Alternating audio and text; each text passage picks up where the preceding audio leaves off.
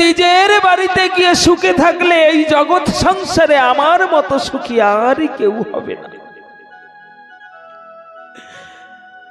তুই দুঃখ করবি না, তোর মনে কখনো ভাববি না আমি অসুখে আছি। তুই যদি সুখে থাকিস সেই সুখে আমি সুখী। তুই চলে যাবাস, তুই গিয়ে রাজভোগ খা। যাও, তোর সম্মুখে দেবার জন্য আমি দাঁড়ে দাঁড়ে ভিক্ষা করে আনতে, তোর সম্মুখে আমি ভোগ নৈবেদ্য তুলে দেব বলে। এখন তুই নেই, আমার আর কোনো বাঁধন নেই, আমি একদম স্বাধীন। আমার আর ভিক্ষা করতেও যেতে হবে না, আমার তোর জন্য চিন্তা করতে হবে না। আমার বাসু কি খাবে, আমার বাসু কি খাবে, কখন শোবে, কখন তাকে আমি স্নান করাবো, সে কর্ম থেকে তুই আমাকে মুক্ত করে দিয়েছিস। যা বাসু, তুই সুখে থাক। একজন সন্তান হারা পিতা যেমন সন্তানের জন্য হাউ হাউ করে কাঁদে, রামকান্ত আমার বাসুকে হারা হয়ে তেমনি ভাবে দুলাই গড়াগড়ি করছে আর বাসু বাসু বলে কান্না করছে। কিছুদিন রামকান্ত ঘরে বসে থাকে, বাসুকে আর ভুলতে পারছে না। মাগো, হরি প্রেম এমন একটা জিনিস, হরিকে যদি কেউ কোনোদিন কিঞ্চিত ভালোবেসে থাকে না, সে ভালোবাসা আর ভোলা যায় না। এই জগতে সকলের ভালোবাসা ভুলে যাওয়া যায়, কেননা সকলের ভালোবাসায় চাওয়া পাওয়া থাকে। আমার হরির ভালোবাসায় কোনো চাওয়া পাওয়া থাকে না। আমার হরি কিভাবে একটা চোরকেও যেমন আলো বাতাস দিচ্ছে, এই জম্মুদ্বীপের পরে থাকার অধিকার দিয়েছে, একটা সাধুকেও আলো বাতাস দিচ্ছে, জম্মুদ্বীপের পরে থাকার অধিকার দিয়েছে। কারোর সঙ্গে ভেদাভেদ নেই, আমরা যে কর্ম করব সে কর্মের ফল আমাদের ভোগ করতে হবে, এইটুকুই তফাৎ। আমি যদি ভালো কর্ম করি, সৎসঙ্গ করি, তাহলে আমি ভালো জায়গায় সেই হরির পাদপদ্মে স্থান পাব। হরির ভালোবাসায় কোনো চাওয়া পাওয়া নেই। ওই ভক্ত আমাকে রাজভোগ দিচ্ছে, ওই ভক্ত আমাকে খুদের নাড়ু এনে দিচ্ছে, ওই ভক্ত শুধু আমাকে তুলসী পাতা দিয়ে পুজো দিচ্ছে, এ কথা ভগবান ভাবে না। ভগবান শুধু প্রেমের কাঙাল গো, ভালোবাসার কাঙাল। তাকে যে যেমনি ভাবে ভালোবাসে তাকে সে সেই রূপ ভাবে দেখা দেয়। তাই তো তারক গোসাই কলমে লিখেছেন, যে যাহারে ভক্তি করে সে তার ঈশ্বর, ভক্তি যোগে পায় তার স্বয়ং অবতার। ভক্তি করতে হবে, এমন ভক্তি রামকান্ত যেমন করে ভক্তি করেছিল তেমনি ভাবে ভক্তি করলে পরে বাসু নিশ্চয়ই আমাদের কথা শুনবে, হরি নিশ্চয়ই আমাদের সঙ্গে কথা বলবে। কিন্তু সারাদিন যদি আমি আমার এই হস্ত দ্বারা কুকর্ম করি, রাত্রবেলা এসে আমি হরি পূজা করব, সে হরি কি পূজা নেবে মা? কখনো নেবে না। তাই তো হরি বলেছেন, সদা সত্য কথা কবে, হাতে কাম মুখে নাম, সদা সত্য কথা কবে, পরপতি পরশতি কবু না স্পর্শিবে, তুমি না ডাকো হরি তোমাকে ডাকিবে। হরিকে আমায় ডাকতে হবে না, হরি আমাকেই ডাকবে। কখন, কিভাবে, আমি কেমন হলে পরে হরি আমাকে ডাকবে? আমার সত্য কথা বলতে হবে। সত্যের পরে আধার করে ধর্ম চলে, সেই সত্যকে আমার আধার করতে হবে। আমি মুখে সত্য কথা বলছি, কিন্তু আমার মনের ভিতরে কুটিলতা থেকে গেছে, সে সত্য কথার কোনো মানে থাকবে না বাবা। সে সত্য সত্য বলে প্রাধান্য পাবে না।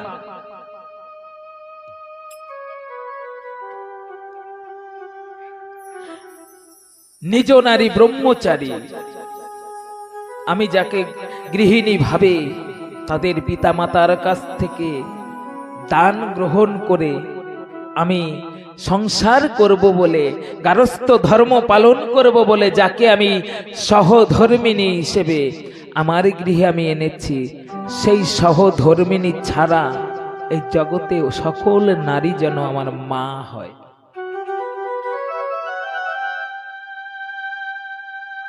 আমার হরির কথা। তাহলে বিবাহ যদি আমি নিজ নারী যদি আমি বিবাহ করি, তাহলে আমি ব্রহ্মচারী কি করে হব? আমরা জানি যে বিবাহ না করে তারা ব্রহ্মচারী হয়, তাই না? না, যারা বিবাহ না করে তারা চিরকুমার হয়। যারা কোনোদিন বিবাহ না করে তারা চিরকুমার। গারস্থ ধর্মের ভিতরে তারা গারস্থ ধর্ম পালন করতে পারে না। গারস্থ ধর্ম পালন করতে গেলে পরে নারীর প্রয়োজন আছে। কেমন করে? প্রজাপতি যেমন একটি পাখার দ্বারা উঠতে পারে না, তার দীপক পাখাটা দরকার। একটি পাখা কেটে দিলে পরে সে প্রজাপতি এই ভূতলে পড়ে যাবে। তেমনিও নারী আর পুরুষ এই সংসার রূপী প্রজাপতির পরে দুটি পাখা, একটি যদি পড়ে যায় আর একটি অচল। গারস্থ ধর্ম পালন করা হবে না। তাহলে ব্রহ্মচারী কেমন করে হব? আমি ব্রহ্মকে যদি ধারণ করতে পারি, আমি ব্রহ্মকে যদি ব্রহ্মে বিচারণ করতে পারি, তবেই ব্রহ্মচারী হব, তাই না? ব্রহ্মে বিচরণ করব কেমন করে বাবা? পিতৃধনকে আমার গচ্ছিত রাখতে হবে। সংসার পালনের জন্য, বংশ রক্ষার তরে আমি যে ভক্ত এই জগৎ সংসারে আনবো, সেই ভক্ত ছাড়া পিতৃধন আর কোথাও নিপতিত হবে না। তবেই আমি ব্রহ্মচারী। কিন্তু এই মায়ার সংসারে এসে এই চোখ দুটোকে যা করে ফেলেছি, ভক্ত দর্শন তো হয় না, শুধু সরিষার ফুল দর্শন, শিমুল ফুলের দর্শনের জন্য তরাস হয়ে ঘুরে বেড়ায়।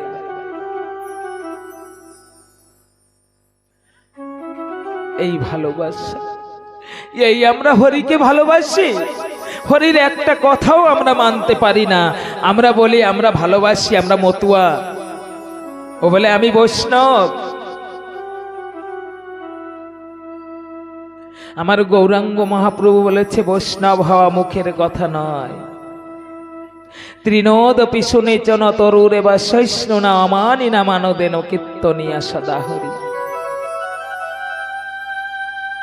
বৈষ্ণব হতে গেলে তৃণের মতো ছোট হতে হবে, বৃক্ষের মতো সহনশীল হতে হবে। যে যাকে কেউ মান দেয় না, তোমাকে তাকেও মান দিতে হবে, অসম্মান করতে পারবে না। সদা কৃষ্ণ নাম হরি নাম করতে হবে, তবেই তো তুমি বৈষ্ণব, তাই না বাবা? নিজ নারী ব্রহ্মচারী চাঁদা সচ্চরিত্র রবে, পরপতি পরসতী কবুনা স্পর্শিবে, হাতে কাম মুখে নাম সদা সত্য কথা কবে, তুমি না ডাকিলেও হরি তোমাকে ডাকিবে। কথাটা কি সামান্য মা? আমরা তো সবাই গিয়ে বলে ফেলি, কথাটা কি সামান্য? আমার বুকে হাত দিয়ে বলতে পারবো আমার একমাত্র গৃহিণী ছাড়া আমি অন্য কোনো নারীর দিকে কোন নজরে তাকাইনি। ওখানেই তো আমার ব্রহ্মচর্য নষ্ট হয়ে গেছে। এই সংসার জীবনে থেকে কত মিথ্যা কথা বলেছি, ওখানেই তো আমার হরির কথা অমান্য হয়ে গেছে।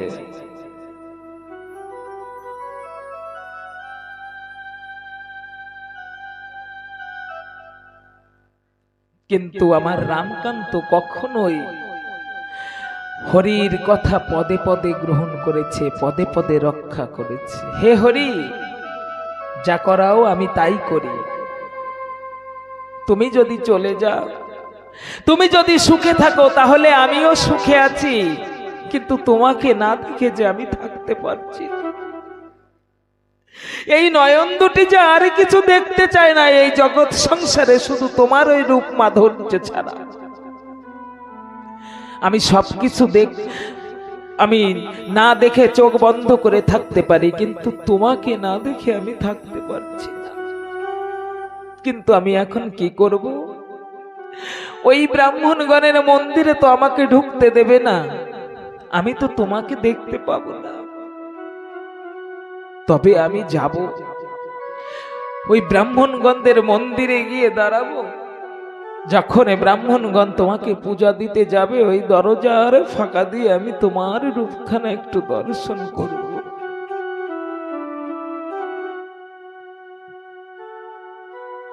নিষ্কাম ভালোবাসা, আমি তোমাকে শুধু নয়নের দেখা দেখে চলে আসবো বাসু। তাই রামকান্ত আমার দু নয়নের জলে ভেসে ভেসে সে ব্রাহ্মণদের মন্দিরের পিছনে গিয়ে বসে আছে। কখন ব্রাহ্মণগণ মন্দিরের ভেতরে এসে বাসুকে ভোগ রাগ দেবে, আমি ওই দরজার ফাঁকা দিয়ে বাসুকে দেখব। বসে বসে কান্না করছে, আর ওই বাসুর মূরতিখানা যেন হৃদয়ে ধারণ করে আরবের ঘরে বসবাস করছে। বাসু, একবার দেখা দে। ওমা, আমার হরি যে প্রেমের কাঙাল গো, প্রেম হলে আর কিছু চাই না। ভক্ত যখন নয়ন জল দিয়ে তার কাছে গিয়ে দাঁড়ায়, হরি ভক্ত যদি এক হাত বাড়িয়ে ডাকে, হরি আমার দুহাত প্রসারিত করে বলে, আয় তোর ভক্তকে আমি একটিবার আমার বক্ষে ধরতে চাই।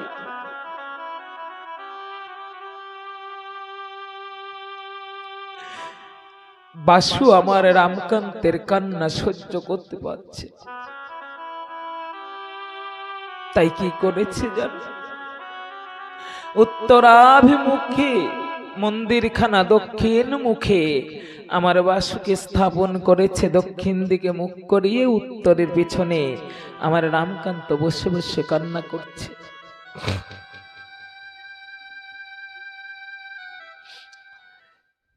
এমন সময় বাসু ভক্তের চোখের জল সহ্য করতে না পেরে মন্দিরের থেকে হেঁটে গিয়ে তো বাসু আর দেখা দিতে পারে না, তাই ওই মন্দিরের দক্ষিণ অভিমুখে বসা বাসু আমার ধীরে ধীরে আপনি আপনি ঘুরে রামকান্তের দিকে ঘুরে উত্তরাভিমুখে হয়ে গেছে। বলো হরি বল, হরি বল, হরি বল, হরি বল। এ কেমন ভালোবাসা গো! ভক্ত ভগবানের ভালোবাসা, ভক্ত ভগবানের প্রেম, এ দুর্লভ প্রেমে আমরা খুঁজে পাবো না। এমনি সময় পূজারী ব্রাহ্মণ ভোগ নৈবেদ্য নিয়ে ওই দেবালয়ে প্রবেশ করেছে। ঘরের বাইরে থেকে দরজা বন্ধ, দরজা খুলে যখন ভেতরে প্রবেশ করেছে,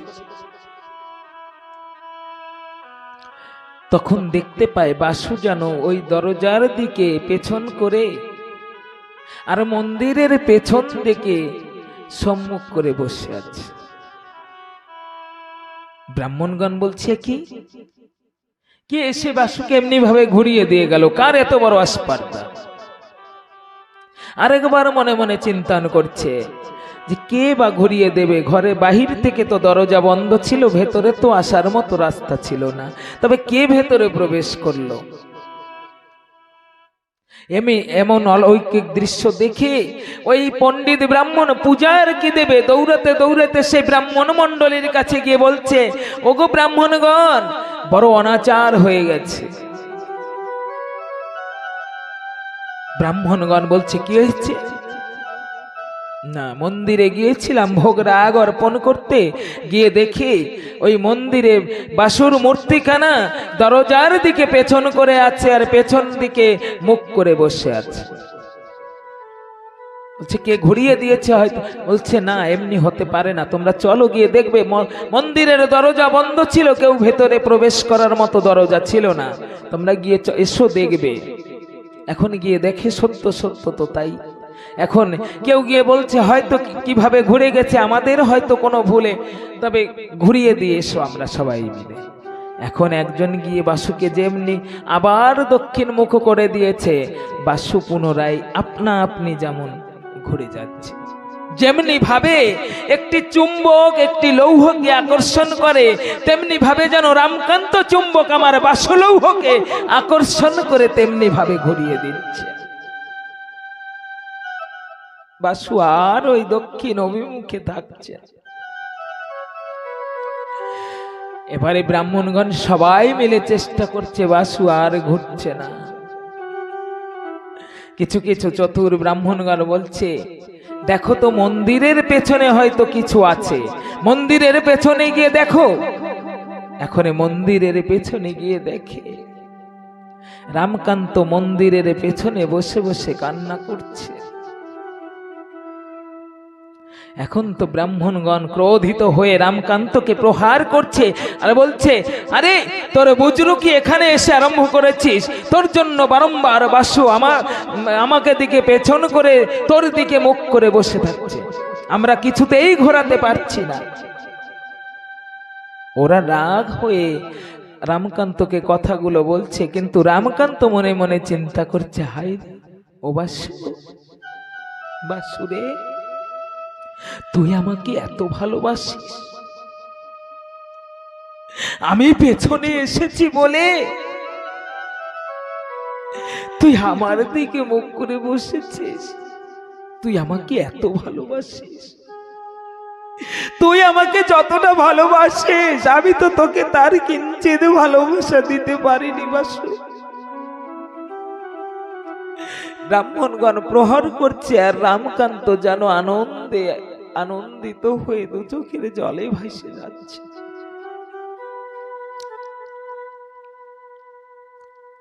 তখন ভালো মন্দ তো সবাই থাকে, তাই না বাবা? দয়া মায়া মানুষের ভিতরে সকলার ভিতরে বিরাজিত। কিছু কিছু ব্রাহ্মণগণ পণ্ডিতগণ ডেকে ডেকে বলছে, ওরে ওরে তোরা ওকে মারিস নে, আর মেরে কোনো লাভ নেই, ওকে তো বাসুকে তোরা ওকে দিয়ে দে। কিছু কিছু ক্রোধিত ব্রাহ্মণগণ তারা ডেকে বলছে, না না, বাসুকে দেয়া যাবে না, ওকে আমরা এখান থেকে তাড়িয়ে দেব। রামকান্তকে মেরে গলা ধাক্কা দিয়ে ওখান থেকে তাড়িয়ে দিলেন। রামকান্ত কান্না করছে। আগত রথযাত্রায় বাসুকে রথে ভ্রমণ করাবে বলে ব্রাহ্মণগণ রথ তৈরি করছে। রথযাত্রার আগে স্নান যাত্রা হয় মা, পুরী ধামে হয় না? রথযাত্রার আগে স্নান যাত্রা হয়। জগন্নাথকে ভক্তগণ সবাই তাকে স্নান যাত্রায় স্নান করায়, অনেক নিয়ম কানুন আছে, সেগুলো করে। রামকান্ত মনে মনে চিন্তা করেছিল, আমি বাসুকে নিয়ে রথযাত্রা করব, কিন্তু আর কপালে জুটল না।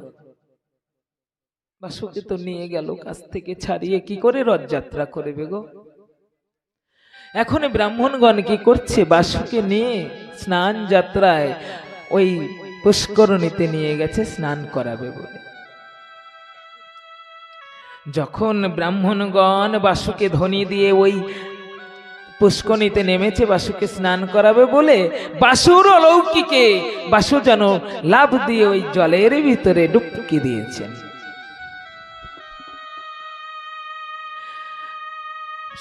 কত কত ব্রাহ্মণগণ সবাই তল্লাশি করছে, কিন্তু বাসুকে আর খোঁজ করে পাচ্ছে না। কোথায় যেন ওই জলের ভেতরে বাসু লুকিয়ে বসে আছে। ব্রাহ্মণগণ আর বাসুকে খুঁজে পাচ্ছে না। অনেক খোঁজাখুঁজির পরে ক্লান্ত অবস্থায় কোন কোন ব্রাহ্মণ বলছে, আমার মনে হয় রামকান্ত ওই মন্দিরে এসেছিল সেই দিন যেমনি ভাবে বাসু ঘুরে গেছে, আজকে বোধহয় রামকান্তকে আনলে পরে এই জল থেকে বাসুকে তুলে দিতে পারবে। যা তো রামকান্তকে একটিবার খবর দিয়ে নিয়ে আয়। কেউ কেউ দৌড়ে গেছে রামকান্তের কাছে, রামকান্ত রামকান্ত তুমি একটিবার দৌড়ে চলো, বাসু না জলে পড়ে গেছে। রামকান্ত আমার হায় হায় করতে করতে দৌড়াতে দৌড়াতে ওই পুকুরের পাশে এসে বলছে, কোথায় কোথায় আমার বাসু? বলছে এই তো, এই পুষ্করণীতে এনেছিলাম স্নান করাবো বলে, কিন্তু বাসু যেন এই জলে ডুবকে দিয়েছে। কোথায় লুকিয়ে আছে আমরা খোঁজ করে পাচ্ছি না, তুমি দেখো তো একটু খোঁজ করে। তখন রামকান্ত কি করেছে, জলে নেমেছে বাসুকে খোঁজ করতে। যে ভগবানকে নিজের বলে মনে করে, যে নিজের একদম আপন ভক্ত আর ভগবানের সম্পর্ক তখন থাকে না। কেউ প্রিয় প্রিয়তমা, কেউ বাবা, কেউ ছেলে, এমনি ভাবে যখন আপন করে ভালোবাসে তখন কিন্তু আর ভগবানকে কোনটা ডান হাত কোনটা বাম হাত কোনটা পা কোনটা মানে মাথায় এ জ্ঞান থাকে না। তাই রামকান্ত কি করছে, জলের ভেতরে নেমে ওই নিজের চরণ দিয়ে বাসুকে খুঁজতেছে। হাত দিয়ে আর খুঁজে পাচ্ছে না, এখন একটু সামনে গিয়ে পা বাড়িয়ে বাড়িয়ে দেখছে। কত কত ব্রাহ্মণগণ বলছে, দেখেছো চণ্ডালের চণ্ডাল বুদ্ধি। যেমন আমরা ভগবানকে প্রতিষ্ঠিত করে পূজা অর্চনা করি, কত সুন্দর ফুল নৈবেদ্য দিয়ে আমরা তার কত আরাধনা করি, কিন্তু এই দেখেছো রামকান্ত এসে জলের মধ্যে তার চরণ দিয়ে বাসুকে খুঁজে বেড়াচ্ছে। এ নাকি বাসুকে আবার ভক্তি করে, শ্রদ্ধা করে। এমনি ভাবে খুঁজতে খুঁজতে রামকান্তর পায়ের পরে বাসু এসে পড়েছে। ওই পায়ে এমনি করে উঁচা করে দিলে পরে বাসু আমার কিনারে এসে গেছে। কেউ কেউ তো রেগে একদম অস্থির, বাসুকে চরণ দিয়ে ফেলেছে। কেউ আবার মনে বলছে, না রে, আমরা তো এত খোঁজ করেছি, বাসুকে তো খুঁজে পাইনি। কিন্তু দেখ, রামকান্ত এসে একা একা বাসুকে তুলে ফেললো। বাসু, আমার মনে হয় রামকান্তকে বাসু বড় ভালোবাসে, তাই তোদের কাছে করজোরে মিনতি করে বলছে, আর বাসুকে আমাদের গৃহে নিয়ে যাওয়ার দরকার নাই, রামকান্তর বাসু রামকান্তকেই ফিরিয়ে দিয়ে দে। সকলার অনুরোধে রামকান্তকে বাসু দিয়েছে সত্য, রামকান্তকে নিয়ে বাসুকে নিয়ে চলে যা। রথযাত্রা আসে, রামকান্ত জগন্নাথ পুরীতে গিয়ে ভাবে বাসু আর জগন্নাথ দেবকে একসঙ্গে রথযাত্রা করবে। বাঁশ দিয়ে একটা রথ তৈরি করেছে, ব্রাহ্মণগণ একটা রথ তৈরি করেছে, কিন্তু ব্রাহ্মণগণের রথের ধারে লোক ভক্ত নেই। রামকান্ত রথের ধারে কাতারে কাতারে ভক্ত। আর রামকান্ত যেন স্বপ্নাদেশে শুনতে পেলেন, যেদিন রথ টানা হবে সেদিন ওই জগন্নাথ ধামের জগন্নাথ ওই বাসুদেবের রথে এসে উপবেশন করবে। রথ টানা আরম্ভ হলো বাবা।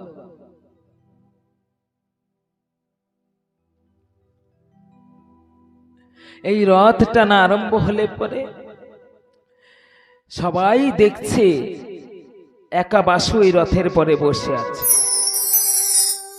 কিন্তু রামকান্ত দেখছে দুটি মানুষ ওই রথের পরে। কে কে? রামকান্তের বাসু, আমাদের প্রিয় বাসু, এবং সেই পুরীধামের জগন্নাথ দেব যেন ওই রথের পরে বিরাজিত করছে।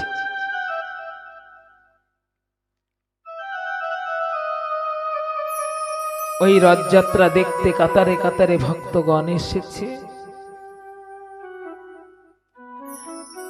সকলে মিলে রথযাত্রা করছে। রথ আর টানার দরকার হচ্ছে না, রথ এমনি চলছে। সবাই অলৌকিক দৃশ্য দেখছে। একই ব্যবস্থা, একই অবস্থা। যখন ওই বাসুকে আর জগন্নাথকে দেখছে, মনে মনে চিন্তা করছে, এই আমার সুবর্ণ সুযোগ, আমার ইহলীলা ত্যাগ করে আমি আমার বাসুর চরণে যেতে চাই। অনেক হয়েছে এই মায়ার খেলা, অনেক খেলেছি আমি, অনেক পেয়েছি এই সংসার হতে।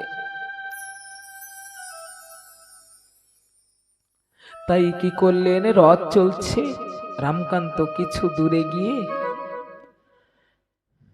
রথের দিকে প্রণাম করছে। সবাই বলছে, ও গোসাই সরে যাও, রথ আসছে, সরে যাও। এ কথা শ্রবণ করে রামকান্ত যেন সেখানে ষষ্ঠাঙ্গে শুয়ে পড়েছে। ষষ্ঠাঙ্গে যখন শুয়ে পড়েছে, রথখানা রামকান্তের উপর দিয়ে চলে গেল।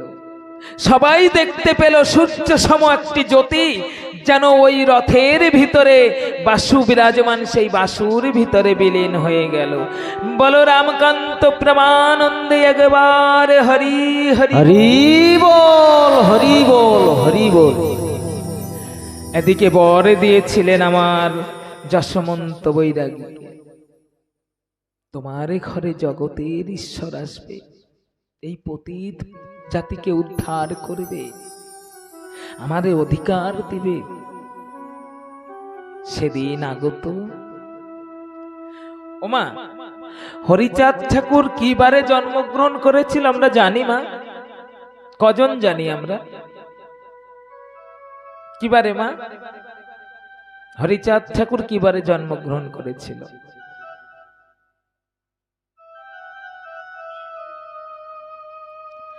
বুধবার মধুকৃষ্ণ ত্রয়োদশী। কখন? সময়?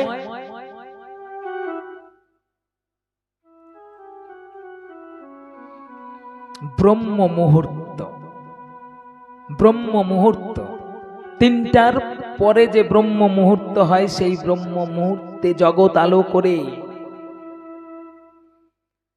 অন্নপূর্ণার ঘরে পতিত জাতির তারণ কর্তা যুগ আমার পুণ্য ব্রহ্ম শ্রী শ্রী হরিচাঁদ ঠাকুর জন্মগ্রহণ করলেন, আবির্ভূত হলেন। জন্মগ্রহণ করার সঙ্গে সঙ্গে ওই ছোট্ট হরিরূপী শিশুটি আমি হরি, আমি হরি, আমি হরি 3 বার ডেকে ডেকে বললেন। বলো বলো পূর্ণ ব্রহ্ম শ্রী শ্রী হরিচাঁদ ঠাকুর প্রীতি প্রেমানন্দে হরি হরি বল, হরি বল, হরি পূর্ণ বল। ব্রহ্ম শ্রী শ্রী হরিচাঁদ ঠাকুর কি জয়, পূর্ণ ব্রহ্ম শ্রী শ্রী হরিচাঁদ ঠাকুর কি জয় হো, পূর্ণ ব্রহ্ম শ্রী শ্রী হরিচাঁদ ঠাকুর কি জয় হো।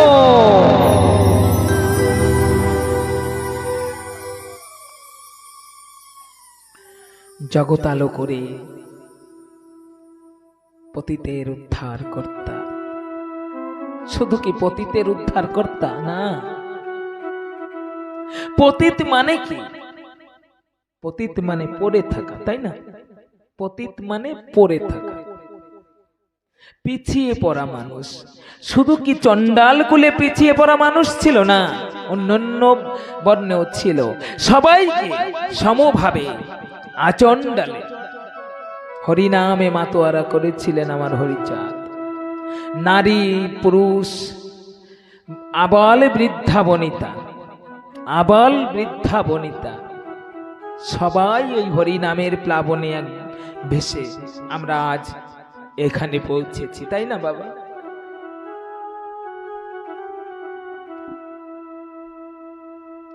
আজ হরি এসেছে আমাদের